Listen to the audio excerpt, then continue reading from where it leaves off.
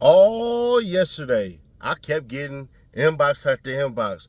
Quindarius Zachary is locked up. They got Lil D, they got Lil D, they got Lil D. And I'm wondering to myself, was he on the run? Well, no. It's just Adrian and Simone doing Adrian's bidding. Let's go. Alleged incident, the shooting up the houses. Mr. Zachary also puts two gentlemen, a Trevante Turner and a Tay, as being in the caravan with them shooting up these houses. Trevante Turner is sadly deceased. He has never been, I've never heard anyone allege that he was a member of YSL. The paper just reported that he was associated with, I believe it was If Gang. I'm not sure I'm going to go on what the paper says. I understand, but the state has never alleged that. He's not charged in this. Okay. This is a gentleman who, has not, there's been no allegations that he's been affiliated with us. I believe that there's a suggestion that he's a friend of Kenneth Copeland's, but that's it. So I don't want it to come in, but I don't have a legal argument at this point against them. Mr. Zachary saying Trevante Turner was part of this mission that he's claiming existed. But at the times that I highlighted that I have a problem with, it's talking about a wholly unrelated incident where Trevante Turner, who's not one of us, and Shell Kell, who is Kelvin Watts, were having their own side beef and shooting at each other. And I believe Trevante was shot maybe by Shell Kell. Mr. Watts was maybe shot by Trevante, but it has nothing to do with this indictment. It's not alleged as an overt act, and it has nothing to do with, if I were to, for the purposes of this argument, agree that there's a group called YSL and it's a criminal street gang, which obviously is an issue here, this incident would have nothing to do with that. And it's just talking about, and they're just really treating it as small talk. You know, that he's telling a story and then it's a little aside about Trevante, which has nothing to do with this case. All right, Ms. Lett, what do you have to say about that? We had served in discovery a PowerPoint that involves, just as it relates to the assertion by Mr. Sharp that Trevante Turner was not associated with YSL. And in that PowerPoint that we served, we reflect on one of the slides at January 27 of 2015 incident 150262801 on Stanhope Circle, where shots were fired, specifically where Trevante Turner was shot.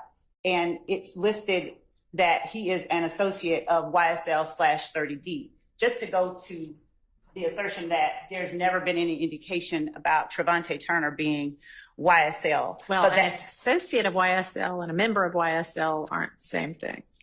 They aren't, but I'm not asserting one way or the other as it relates to associate or member with respect to Trevante Turner. What I'm saying is that in saying that they tried to say we did it, Quindarius Zachary, when we charge the gang act, associate or member, it doesn't matter. Associates commit acts with the gang. So it doesn't in any way cut against, is my position, my argument that in saying they try to say we did it, he's not just talking about a random group of men. He's talking about them as a group that operates as YSL is the argument that I would make. Well, who's the they here? The person. Go ahead. she does. So, All right, let me. so if gang is the gang that So they're is that the they here? This is the associates part of the gang yes. that there's the alleged beef back and forth and the series of shooting. The members that are involved in this little, even if it's a side incident, are all that gang? Yes. Okay.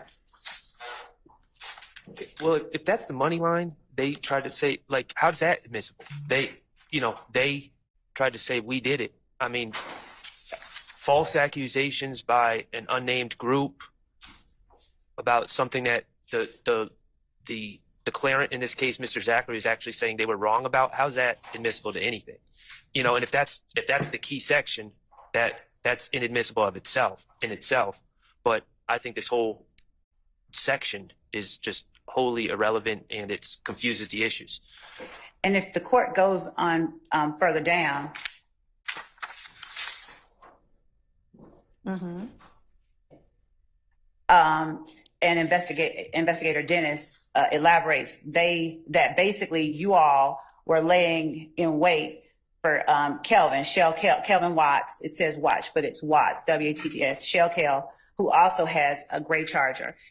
Just in the continued conversation with everything he asserts, he is making an affirmation about the existence of the gang itself. Yeah, that's what they say.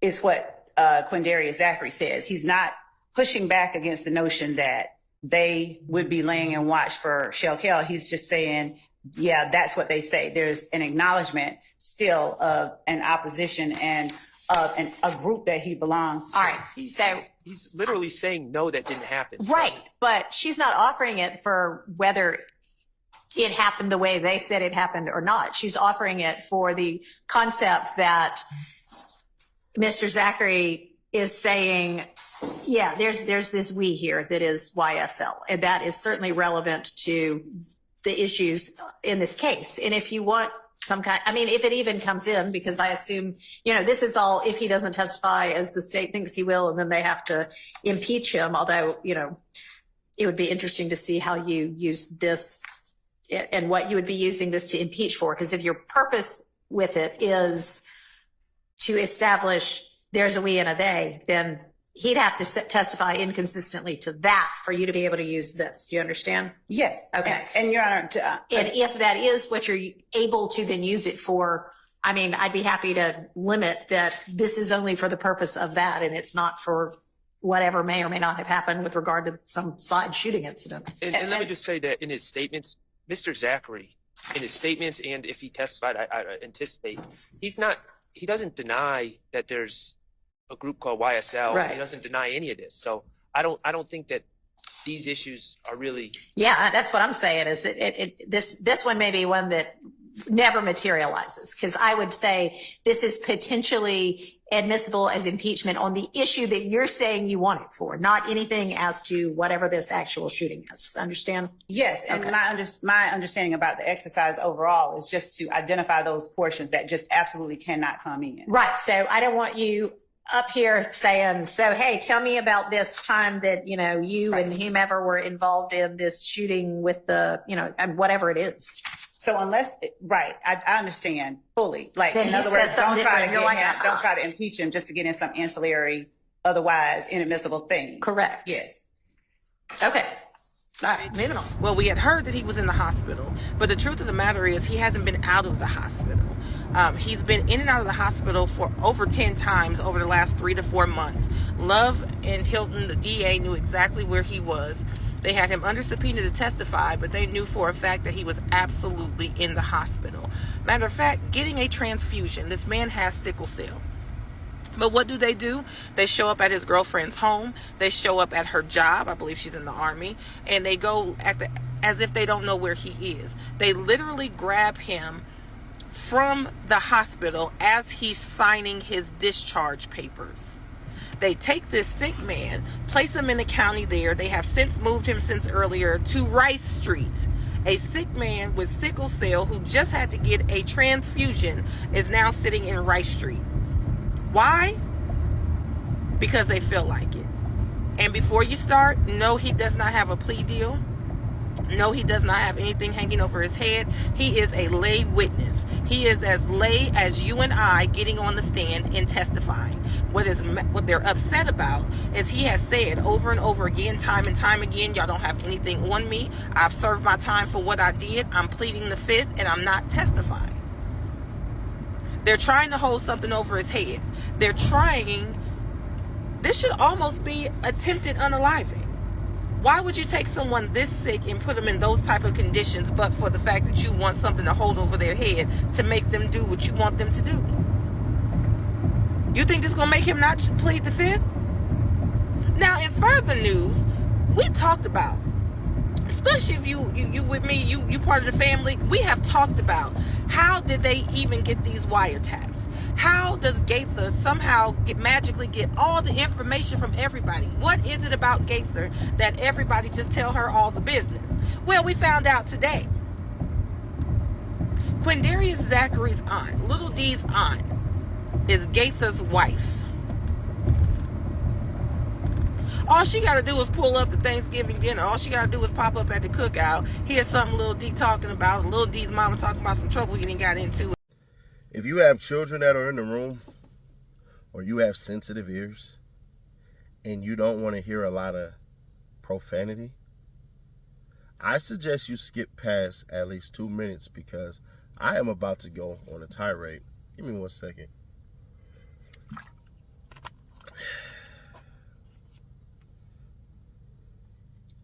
Y'all some pieces of shit. The fucking work that y'all do at that shit, y'all deserve to be sued into oblivion. I hope to God that these families come after Adrian Love and Simone Hilton civilly. I hope they sue y'all for your own personal finances and take y'all asses to bankruptcy. I hope you motherfuckers get the shit sued out of you. I hope y'all get what's coming. I hope this bullshit that y'all been trying to pull get y'all fucking demoted and y'all asses kicked the hell out of Georgia and disbarred. I hope you assholes end up fucking living paycheck to paycheck working at your nearest goddamn Walmart somewhere in Arkansas. That's what the fuck I hope. What kind of fucked up, raggedy ass shit is that? You mean to tell me y'all that goddamn heartless? So, if you don't know, Quindarius Zachary was doing a whole lot of shit in hospitals, like trying to recover from sickle cell. They already knew that. So here's what I hope. I hope he come in there and he fuck around and have a episode medically. And I hope he survives that medical episode and that these motherfuckers sit up here and get sanctioned. I hope it's so bad that it shakes the jurors to the goddamn core. Because what is supposed to be justice? What is this supposed to look like? Well, one, the quote-unquote good guys / good girls ain't supposed to be like the goddamn villains. I'm going to pin it because it only got like 30,000 views, so y'all can run that shit up today, where I show y'all why Adrian Love is the most hated person in that whole entire goddamn courtroom. It probably is going to be very telling, and from now on, she smells like brimstone. Adrian Love has a history of not giving a fuck about people's medical conditions. She knows very damn well that her long-ass trial is going to take a shit ton of time. Now, she can sit up here and say what she's going to say, and I pretty much got an idea of how she say, because I've been to hell before, and I seen Adrian there. I said what's up to her. And in hell, we had a conversation. And then I jumped into her mind like those fingers that lady put in the damn heads in Deadpool versus Wolverine. And I got to explore her mind. And in her mind, it was very, very dark.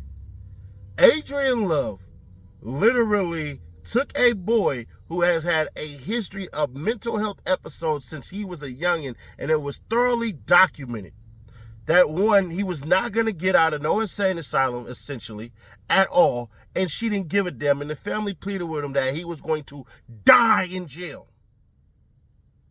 And you know what happened? He ended up dying. That story will be pinned in the comments.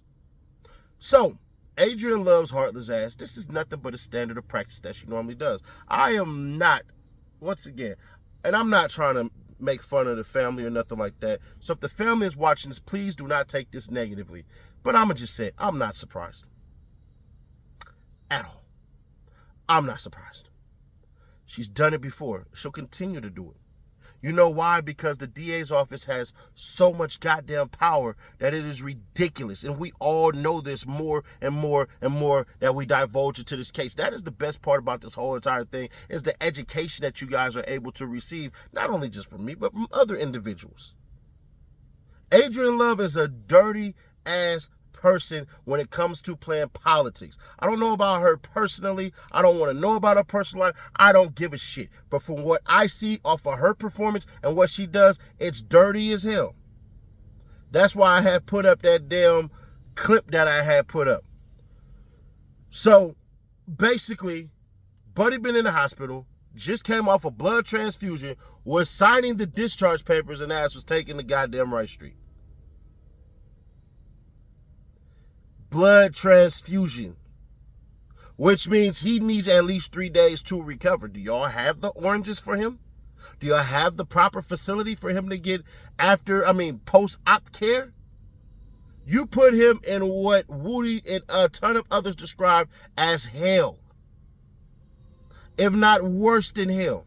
So my curious question is what do y'all think that they gonna do when they cross you? Because Adrian Love is gonna say something to this effect. We tried to get in contact with him. They didn't let us know what was going on. Because they were hiding him, we had no other choice but to sit up here and go ahead and lock his ass up in Wright Street. That's what she gonna say. I can definitely guarantee it. She's gonna say lack of communication with the family and all of that shit. When one, that's a grown-ass man. Two, it is health concerns. Three, and this is the biggest thing, all your ass did was subpoena him. If it was really that goddamn serious, you could have put an agent to go ahead and see what the hell was going on, because you did it for other individuals. But y'all didn't want to do that. Y'all could have hired a private investigator to see what the hell was going on, and you would have seen. But you know what, Adrian? You rather play it dirty because that's what you do. And I hope on Cross they ask why it is that you, I swear to God, let Weinstein have this shit. Let Weinstein be the person to deliver this shit. All they gotta ask him is this: why is it that you were in Wright Street? He's gonna say, I was locked up. I was in jail. You were locked up and you were in jail? Yes, I was. Why? Because I wasn't responding to whatever the fuck the DA's office was asking me. And then he's going to ask this simple question. Well, what was the reason for you not answering? Then he's going to go into it. And I hope to God this man knows how to cry. Because if he gets up there crying and say that since I've been in jail, since I was in jail, I feared every day that I was going to die. Woo, you motherfuckers is going to get the judge will have to reprimand you in some type of way. Because he delivers that. I ain't going to say put a fork in him and he's done. But I promise you this. With the testimony of Lil Woody ass, ain't nobody going to give a fuck about that Moontoon shit at all. They going to care about this man. It's the emotions that get people to move. It's the emotions that get people to invest. It's the emotions that get people to divest. And if they put those emotions out there, you are fucked. It ain't gonna matter about any goddamn thing. Because Adrian Love, what you don't know is we don't see love in you at all, baby. We see hate. You better fix that shit immediately. But you can't, because you already arrested him, which means you're already fucked.